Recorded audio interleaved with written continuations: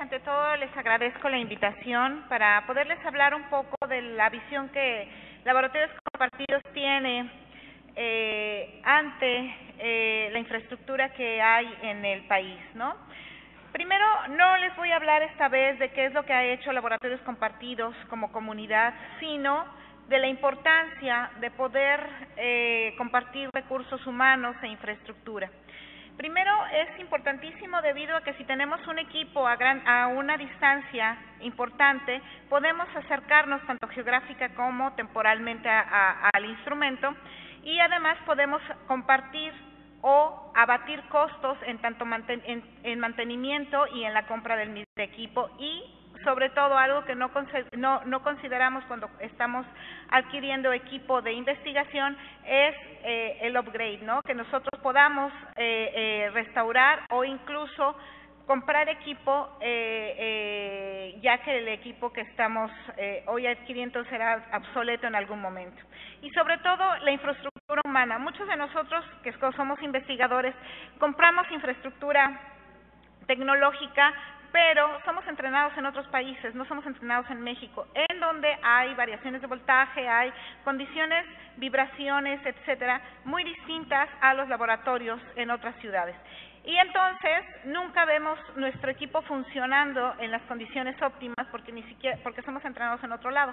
En cambio, ¿por qué no compartir, llevar nuestros mejores investigadores, nuestros mejores técnicos a las salas de estudio de los estudiantes, a los auditorios y a las redes de investigación? Entonces, eso es todo lo que concibe o las virtudes de poder tener una manipulación remota o un compartir infraestructura de este tipo, ¿no? No es algo que se nos haya ocurrido a nosotros. En el mundo hay muchos laboratorios de este tipo que utilizan equipo sofisticado mediante Internet, ¿no? Está ahí el Global Online Laboratory Consortium. Ustedes pueden entrar a la página, hay distintos laboratorios que están enfocados sobre todo a promover el uso de estos recursos de manera colaborativa, ¿no? Está algo para educación que es eLab Center, en donde mediante apps y algunos equipos muy básicos se entrena a los niños para poder saber, por ejemplo, de experimentos radioactivos, ¿no? Cómo mover la fuente, etcétera. Y ahí está en la parte, no sé si el mouse aquí, por ejemplo, la fuente y el contador Geiger, ¿no? Entonces, esto para educación es algo muy, muy potencial. O sea, tiene una gran potencialidad. Y la otra es que no nada más nos acercamos geográficamente, sino temporalmente. En general, los laboratorios siempre están llenos, siempre están muy concurridos, son pocos equipos los que se tienen, pero si yo remotamente los utilizo, pues puedo estar en cualquier posición geográfica siempre que tenga Internet y, por lo tanto, en cualquier posición temporal, ¿no? Tal es el caso, por ejemplo, de los laboratorios de microscopía electrónica. Un microscopio electrónico de barrido, que son de los más baratos, está en medio millón de dólares.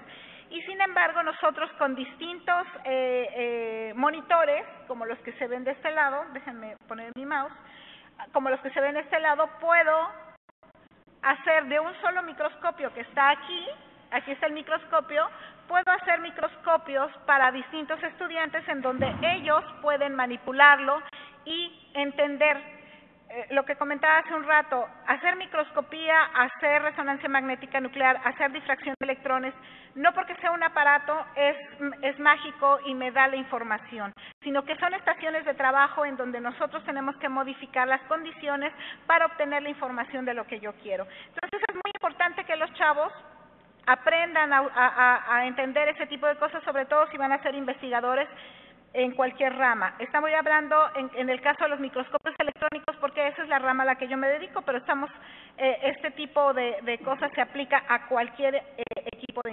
instrumentación, ¿no? Existe, por ejemplo, el Remote Electron Microscopy, que es un laboratorio virtual en el ciberespacio, en donde no nada más están conectados laboratorios de poca envergadura, sino están interconectados laboratorios como el de Argonne, el de Oak Ridge, el Berkeley National Laboratory, Stanford, etcétera. Ahí ustedes pueden ver toda la lista de este consorcio de microscopía electrónica en donde lo manejan de dos tipos, por videoconferencia y por manipulación remota. Son equipos que yo puedo tener mi joystick, así como cuando juego con mi hijo en la televisión, para manipularlo desde cualquier sala, siempre y cuando yo pueda tener acceso a Internet, ¿no? Y por supuesto que esto potencializa muchísimo las formas en que nosotros podemos compartir los recursos, pero no nada más eso, sino la forma en que nosotros podemos hacer investigación. Por supuesto que la investigación en grupos de colaboración es muchísimo más rápida, se discute mejor, se tienen protocolos para acceder a los datos, ¿no? Y tener este tipo de confidencialidad. Entonces, no es que sea algo dañino, son algunos de los mejores laboratorios del mundo tienen esta forma de interconectarse y México no debería de ser la excepción. Entonces, hay dos tipos de formas de hacerlo, que en la mañana platicaron sobre eso. Uno, que es una conexión de primer nivel usando equipos de videoconferencia, en donde si todos nuestros laboratorios están con equipos de videoconferencia en el laboratorio, ustedes pueden llevar algunas prácticas, si no por control remoto y manipulación, sí las pueden llevar. Y la otra es, a partir de software libre como BNC o como Timbuktu y otros, pueden ustedes esta máquina hacerla dueña de la máquina que está en el laboratorio y poder acceder a los datos y las discusiones. ¿Qué hemos obtenido con esto? En el Laboratorio Central de Microscopía nosotros teníamos, del Instituto de Física de la UNAM, teníamos esta visión de compartir. Nos conectábamos con gente de Petróleos de Venezuela, en donde ellos hacían experimentos con nosotros, dábamos asesorías, hacemos escuelas de microscopía electrónica y de ciencia de materiales, ¿no? Entonces, todo eso es a través de videoconferencia. No es que sea una forma, un primer nivel que de alguna manera no tenga tanta potencialidad como el segundo nivel, que es ya la manipulación remota de un equipo, sino que se pueden compartir cosas tanto en educación como en investigación, ¿no? Entonces podríamos tener una red como la tiene el laboratorio remoto que mostré hace un momento, podríamos tener toda una red de investigación en cada una de las áreas, ciencia de materiales, biología, etcétera, ¿no? Y, por supuesto, la conexión en un segundo nivel, en donde ya equipos muy sofisticados en los que un electrones de menos de medio nanómetro de diámetro son manipulados a través del uso de Internet. Para poder hacer, ustedes que han llevado laboratorios de óptica, para poder pasar un haz de luz láser a través de una lente es complicado. Bueno, el sistema es igual, nada más que aquí tengo lentes electromagnéticas. No las puedo ver, son campos magnéticos que yo también tengo que manipular y hacer que el haz de electrones pase por en medio. Entonces, ese tipo de cosas son muy interesantes. Laboratorios que están trabajando en este tipo de en México, en este tipo de visión, son los del Instituto Mexicano del Petróleo y los del CIMAP.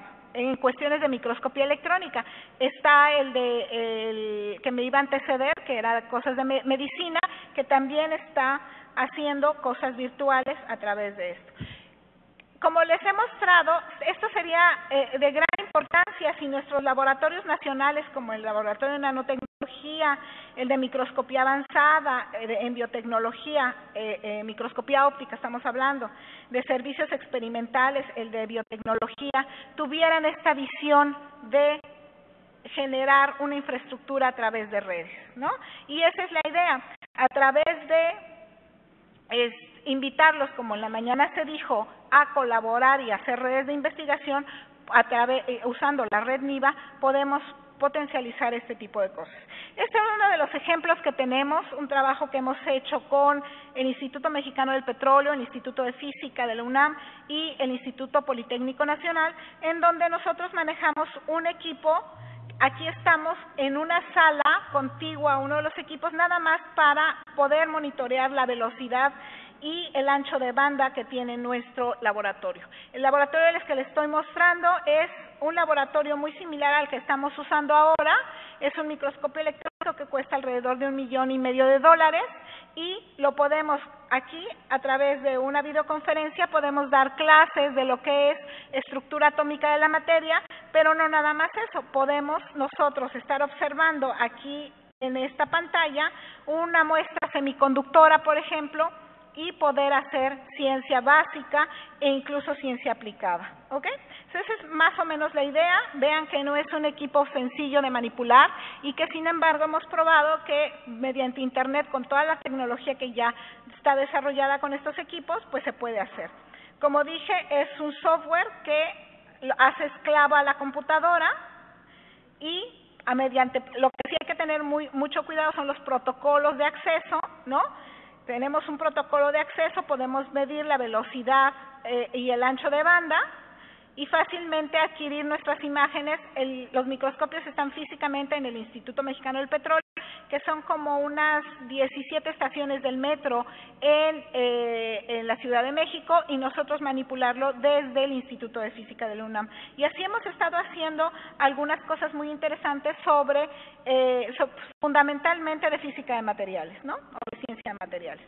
Esta es la idea, que a través de CUDI pudiéramos interconectarnos y ahora hacer la invitación que, teniendo la red nacional de laboratorios interconectados por NIVA, pudiéramos generar más de este tipo de redes, ¿no? Entonces, la velocidad y el ancho de banda aumentarían muchísimo y finalmente podríamos tener acceso y garantizarle a la comunidad científica que estos laboratorios no son exclusivos de ciertos laboratorios nacionales, sino que pueden ser accesados por cualquiera en el país. Finalmente son recursos que pertenecen a la nación. Y, como les dije desde un principio de la charla, no es algo que nosotros estamos inventando, no es la panacea, es algo que se puede hacer, es algo que en otros países es cotidiano y que para nosotros y para algunos laboratorios también lo es, pero que quisiéramos invitar a que el resto de los laboratorios que hay aquí o en otras instituciones pues cambien la visión de poder compartir esta infraestructura. Bueno, por mi parte sería todo. Si tienen alguna pregunta, bienvenida.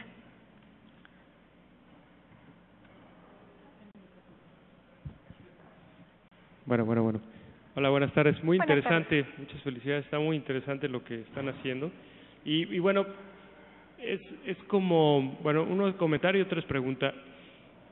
Por ejemplo, el Instituto de Biología de la UNAM ya está digitalizando sus colecciones. De hecho, es un colega mío de la generación el que está encargado de ese proyecto y está muy interesante porque esto está padrísimo porque es en tiempo real y bueno, uno puede como conectarse, ¿no?, entre laboratorios, que está padrísimo. Pero además, en el caso, por ejemplo, de nosotros que trabajamos más con la parte de biodiversidad,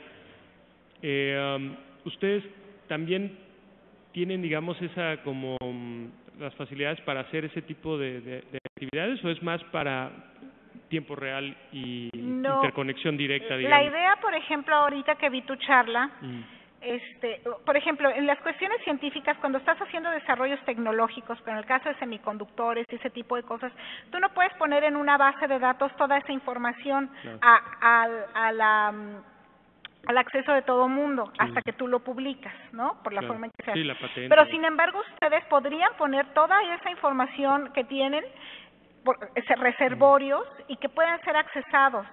Te cuento el caso de Venezuela, en donde ellos tienen, por ejemplo, laboratorios remotos para cálculo académico, para dinámica molecular y demás, para hacer cálculos de estructuras arquitectónicas, para hacer cálculos, etcétera. En la parte de ecología, a mí me parecería, y eso lo está llevando Oscar, a mí me parecería que un reservorio del tipo que ustedes están teniendo se podría tener. ¿Y qué es lo que necesitarían? Necesitarían supercómputo para almacenar toda esa información y programas que se pueden desarrollar, que ustedes desarrollan incluso, o software especializado que se compra, ¿no? Pero, por ejemplo, para nuestro caso el software especializado cuesta muy caro. Entonces, cuando se va desarrollando y se comparte entre todos, esto es muy interesante, porque ya todos tenemos acceso a esas cosas y ya vamos caminando sobre el problema, digamos. Claro. Oye, y por ejemplo, pensando en que, bueno, tenemos o hay algún laboratorio con el que quisiéramos establecer un cierto tipo de contacto de este tipo, bueno, decías, es un programa que se está apoyando con recursos, ¿no? Federales, ¿me comentaste o...? No, bueno, son recursos que nosotros obtenemos de CONACYT. De CONACYT, perdón. De CONACYT. Okay. Ahora, CONACYT está teniendo esta visión de si vas a hacer tú un laboratorio interconectado, es más fácil que se te apoye, ¿no? Porque ya se está viendo que necesitamos interconectarnos y que la infraestructura le sirva a más gente, ¿no? Entonces, en ese sentido es como la visión que ahora se tiene.